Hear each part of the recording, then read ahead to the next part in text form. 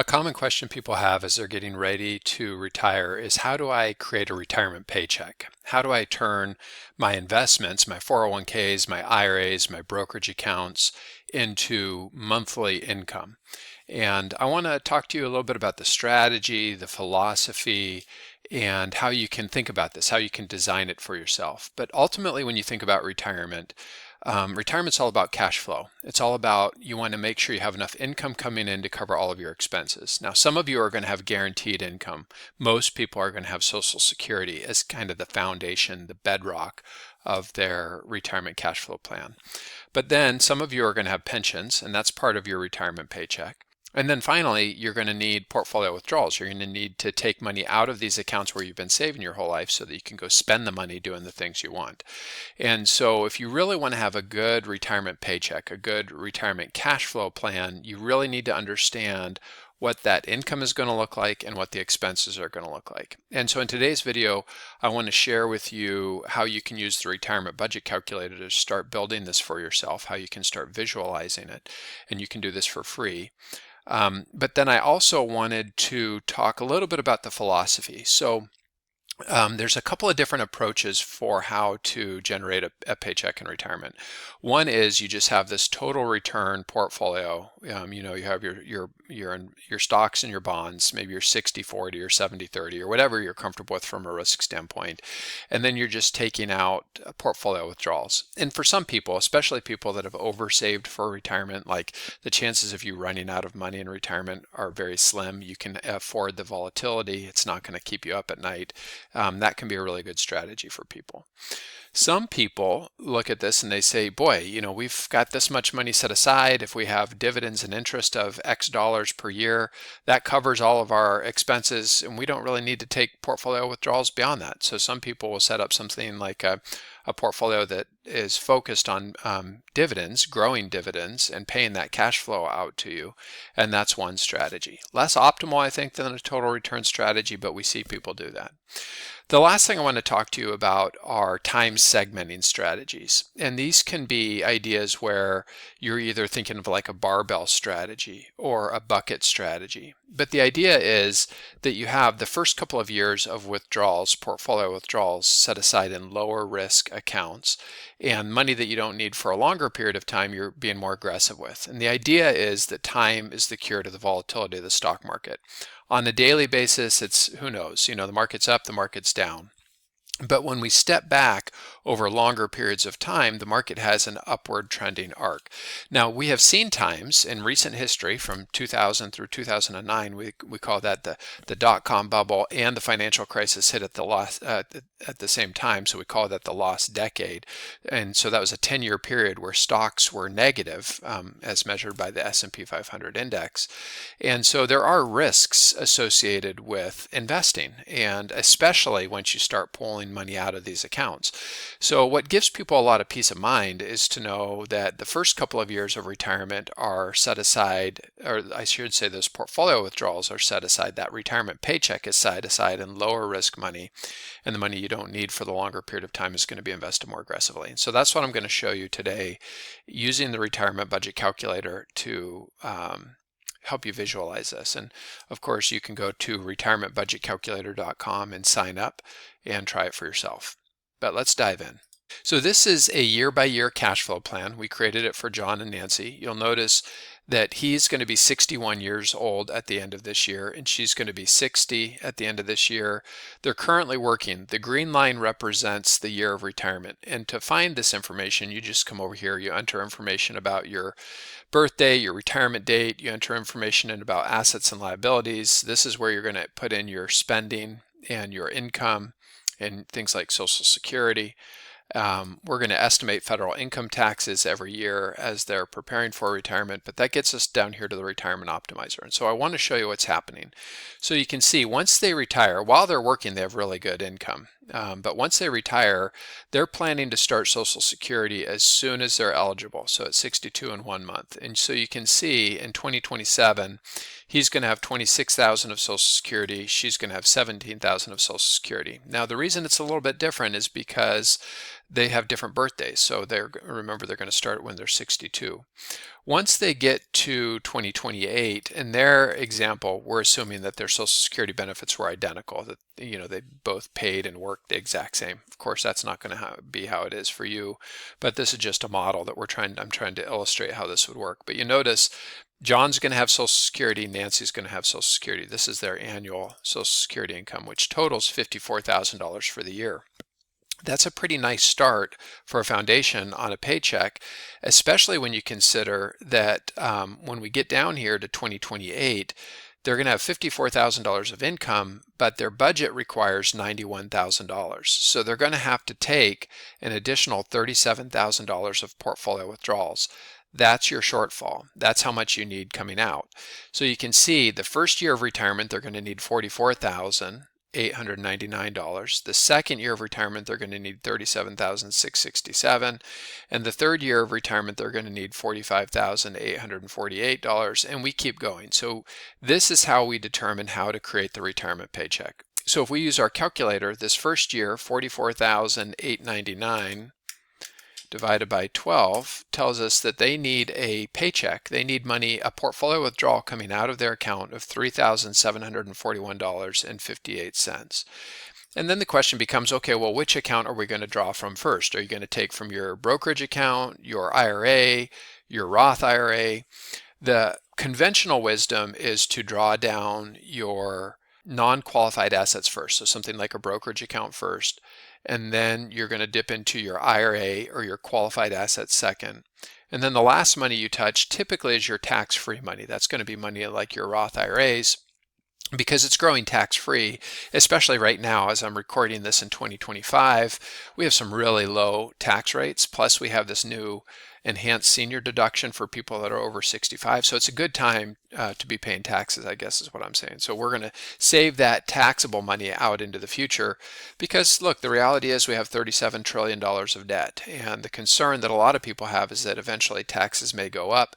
When they do, it'd be nice to be pulling from those Roth accounts rather than from traditional accounts. Now, that's the conventional method for portfolio withdrawals. It doesn't mean it's the best method for you. We've built this into the calculator so that you can try different withdrawal strategies, whether you're dipping into a conventional strategy, a proportional strategy, a bucket strategy, a custom strategy. But for now, we're just going to use the conventional method. And so what you'll notice over here is that the portfolio withdrawals initially are coming out of the checking account and the brokerage account. You can see those portfolio withdrawals. The other thing that you can see is that John and Nancy have saved about $1.4 million between all of their different accounts. So this first year of portfolio withdrawals represents a withdrawal rate of 3.1%. Now you may know there's something called the 4% withdrawal rule, which basically says that over a 30-year retirement, if you are taking 4% or less out of to start out with, out of a portfolio that's 60% stock, 40% bonds, that's considered a low risk withdrawal strategy. So one of the things you can see is their withdrawal rate is less than 4% to start. Now the other thing the 4% withdrawal rule tells us is that you can increase your income every year by inflation. So this isn't static. And you'll notice in the expense section right here, their expenses are increasing every year by inflation, because over in the budget for their essential expenses, we said, let's model and let's assume that by default, all of their expenses are increasing at 3% per year. And then they also have this additional discretionary expenses. This is things like, an extra $1,000 a month for travel or however they want to spend that extra money. That's also increasing at 3%. However, we have it tied to John as the owner, and we have it ending at his life expectancy. So the idea with that is that when one person dies, when the first person dies, people may not want to spend as much money going forward. So ultimately, the question that most people have is, are they going to run out of money in retirement? And that's what John and Nancy are trying to figure out in this model. So you can see the green line is the year of retirement, 62 and 61 is how old they'll be that year. And then we have them starting Social Security. Notice their federal income taxes are really low. And the reason for that is Social Security taxation is dependent on other income sources. And because we're taking portfolio withdrawals from a brokerage account, we're assuming that they don't have any long-term capital gains or dividends or interest, which if they did, that would make things a little bit more complicated. And you could enter that if you need to. But for now, we're just assuming there is none of that taking place. So they're not paying any taxes these first couple of years of retirement as they spend down those brokerage accounts. Then we get into required minimum distributions kick in for them at age 75. And the blue line represents his life expectancy, which is age 82, and the pink line represents her life expectancy, which is age 85. So you can see we get them all the way down to life expectancy, and there's still $178,000 remaining, assuming that their portfolio is only growing at 4% per year. Now you can come do Monte Carlo analysis to see, well, if we had historical returns, with something like a 60% stock, 40% bond portfolio, how would that compare? And then of course we break those that Monte Carlo analysis into percentiles. So 10th percentile would be the more pessimistic, and the 90th percentile would be the more optimistic. So we've got different ways of measuring growth. The other thing I wanted to show you though is assuming that we use average life expectancy, so we get them down to average life expectancy. Now notice their portfolio is almost depleted at her life expectancy, but they still have a house that's going to be valued, assuming the house is only growing at 2% per year, it's going to be worth $1 million. So they could sell a house if they needed to at that point, or take a reverse mortgage, but they still have options available to them at that point. But what I wanted to show you next is what we call the bucket strategy. And the purpose of the bucket strategy is to diversify your money across time segments based on when you're going to need it.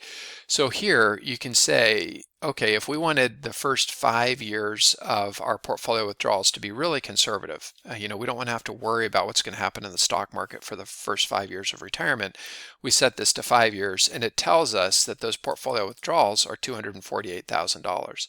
The way that we come up with that number is we're using the future view to calculate how much are those portfolio withdrawals. So starting in 2027 for 5 years, if we add that up, it comes up to $248,000. But maybe they say, 5 years seems excessive. We don't think we need that much safety. Maybe they only want 3 years in the first bucket. And then in the second bucket, they want to have a conservative model, build a conservative portfolio for 5 years, the next 5 years. So this buys them 3 years of cash flow, the first 3 years of retirement. When that money's been used, then we're going to be into the next bucket, $348,000. And then really what we're doing, and the reason that this is so powerful, is now it leaves us with $978,000 that can be invested for a longer time period. Now we can invest with more of a growth mindset because we know that this first bucket's going to be, just more of an income bucket, things like money market accounts and CDs and just low risk money. And this money over here is going to be invested conservatively so that once we've spent all of this, then we can dip into this.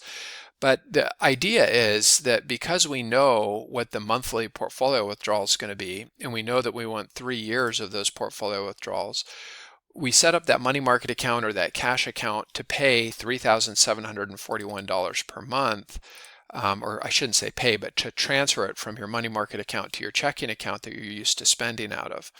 So what's going to happen is you're going to have your Social Security coming in that's going to be a monthly paycheck to you, plus you're going to have those consistent monthly portfolio withdrawals coming from your money market account for the next 3 years. And so you're going to turn on the news at night and you're going to hear about this, that, and the other thing and all the horrible things that are happening in the world. And you're going to say, I really don't care what's happening because I know that I've set aside the first couple of years of retirement in a low risk position. So that's using more of a bucket strategy. Some people like to use what's called more of a barbell strategy.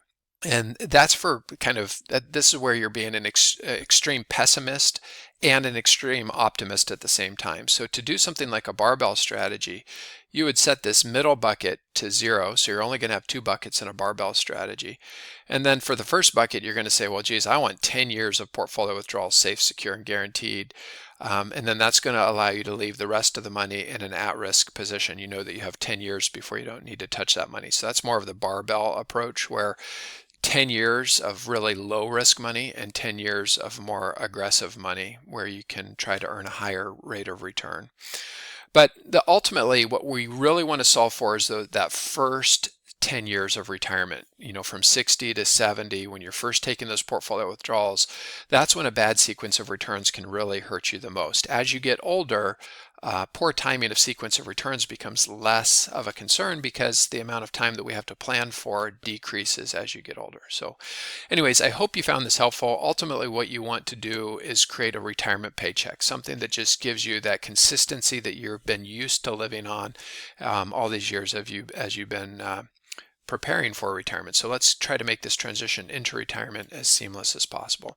Now, if this all seems overwhelming and you're not the type of person that wants to do this on your own and you want somebody to help you, you can just click on this invest button up here and you can request a consultation with an advisor from our team and we can help set all of this up for you. Okay, hope you found this helpful. Thanks so much.